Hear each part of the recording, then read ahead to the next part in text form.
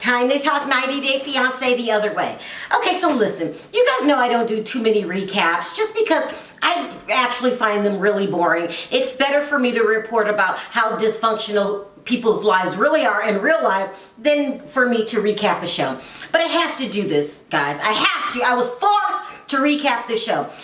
And I was forced to recap the show because I feel like 90 Day Fiancé has gone back to what they've always done best, which is lie to us, give us ridiculous storylines, over the top, things that will never happen in real life.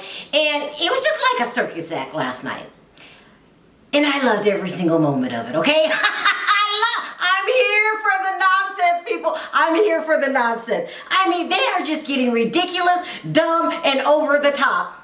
And I can't stop watching. It's like watching a train wreck. And you don't want to watch a train wreck. You know, people's lives might be in danger in a train wreck, but you just can't take your eyes off of it. That's how I felt about 90 Day Fiancé the other way. And I was kind of shocked because I always said, if you watch my videos, the other way is more real than Happily Ever After. Not this episode. It was so ridiculous. I'm thinking that probably when the writers were writing the scenes, because you know it's all scripted, they were laughing to themselves. It was amazing. And I don't mind them lying to us. You know, I want to be entertained. I don't come to 90 Day Fiancé for world peace. I don't care about any of that. I want drama, and they gave it to me last night, and I'm loving every single minute of it. Okay, let's start with the most ridiculous, over the top, further from the truth storyline that there is, okay?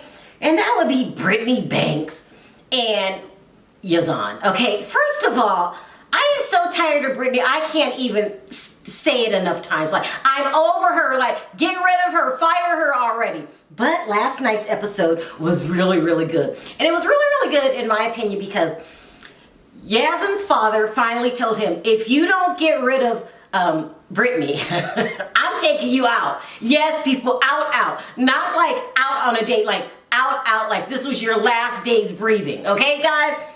What? You're gonna take out Yazan for Brittany and not the other way around? That feels so bad. I mean, let's be honest, guys. Will we be so upset if he decides to take out Brittany instead? You know, that's the only thing that I was upset about last night. It's not that you're gonna take out anyone out. It's who you're taking out. You're gonna take out Yazan over Brittany, the twerking, most ridiculous twerker on the internet? So, but no, according to last night's episode, the father said Brittany has shamed us by her Instagram account. Now, I have to correct that right there.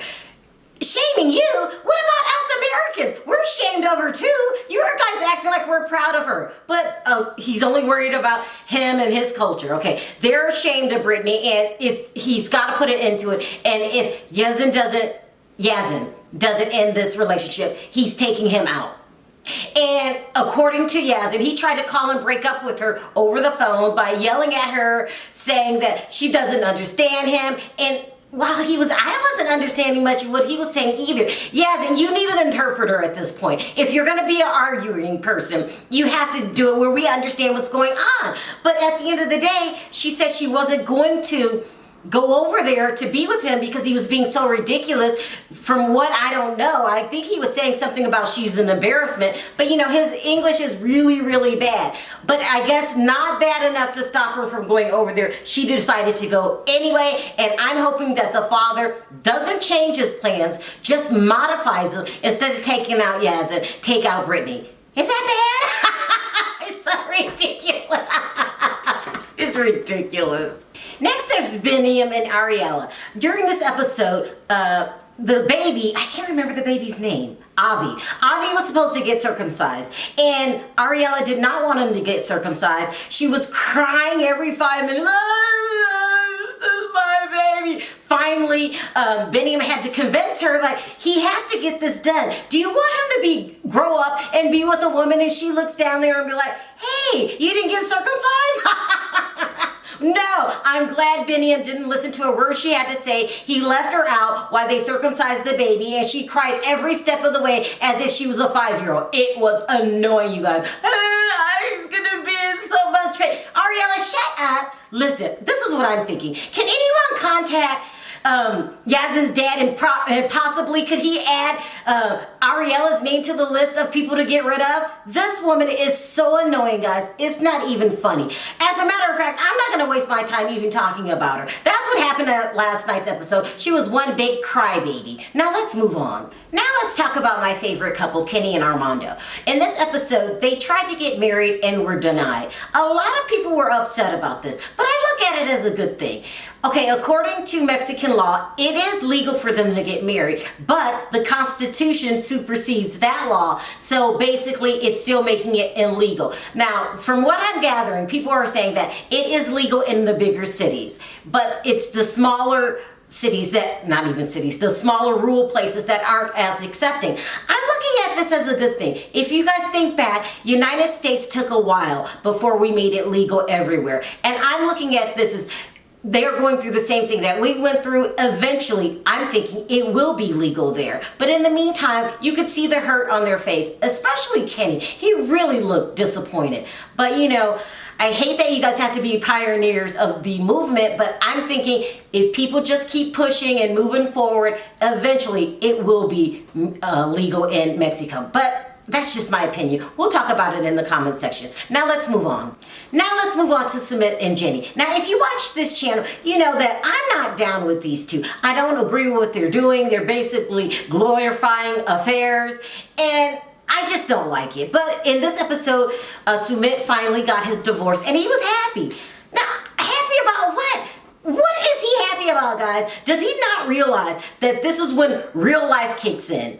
He has more problems than he's ever had. Number one is you have to pay back your father that borrowed money from family and friends and whatever other place he could get a loan to pay that $20,000 back to the family, his ex-wife's family. So that's a huge problem. Don't forget, Jenny doesn't have any money. Jenny already takes care of everything financially. Like, Sumit is like her 17-year-old son. He really reminds me of my 17-year-old son. I have to pay for everything. My 17-year-old, when he gets money in his hands, he just blows it. I bet you Sumit does the same thing. Sumit is one big man-child, Jenny, and they are happy. Do you guys think that Sumit wears Pampers?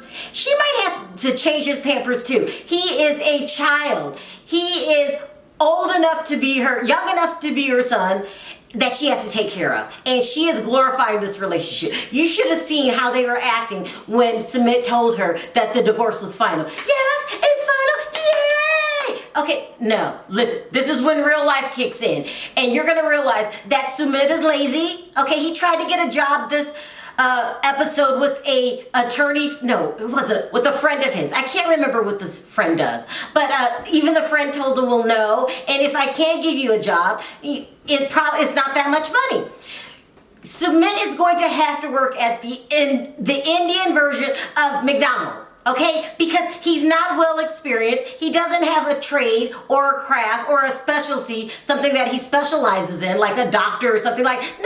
No. But when she met him, I believe he said he was a telemarketer. He's gonna have to do 3 or 4 telemarketing jobs just to pay his father back. And guess what? They're still not accepting of Jenny. This is one big cesspool of mess. People, it's a mess, but that's what happens with affairs. It's always fun in the beginning, you know, when you're breaking other people's heart, you know, when she's breaking the wife's heart, it's fun. Like, oh, look at us, look what I got what you can't get. But when all of those things go away and he's outright yours, then you have to deal with his problems. And believe me, people, Sumit has a lot of problems. He's childish and broke. Those are big problems to have, but congratulations, Jenny. Now it's time for you and your man-child to live blissfully happy ever after. We'll see how that goes. Now let's move on.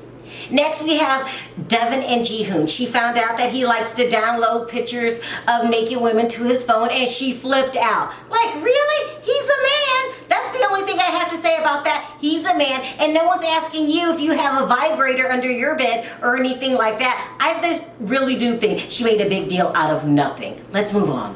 And then last but not least, let's move to Tim and Mylisa. Listen, out of all of the storylines, this is my least favorite. I feel like, is it Mylisa? She's the new Evelyn. Remember how mean Evelyn used to be to Corey? She's really mean to this guy. He keeps taking it. The storyline is really boring me. On last night's episode, Melissa finds out that his mom is coming to town and she wants to make sure she doesn't talk about the affairs that she had, because according to her, it was different because they were broken up and blase, blase, blase. At the end of the day, she doesn't mind making him look like a jackass, and then she wants to go with her hands clean. I don't like the storyline. As a matter of fact, I don't like this couple one single bit. This was a waste of space. They could have put someone else in this spot. Maybe Jay and Ashley or something like that, but that's what happened to them last night. I didn't care then, and I don't care now. Okay guys, that was my quick review of last night's episode of 90 Day Fiancé The Other Way. Let me know your thoughts in the comments section. Do you guys really care that Yaz's dad wants to take him out, or is just overblown drama made for television? Also, if you like this video, don't forget to click that like button. It does wonders for my video. If you haven't already subscribed and hit the notification bell, go ahead and do that. And I'll see you guys down in the comments section. We have a lot to talk about. Bye for now.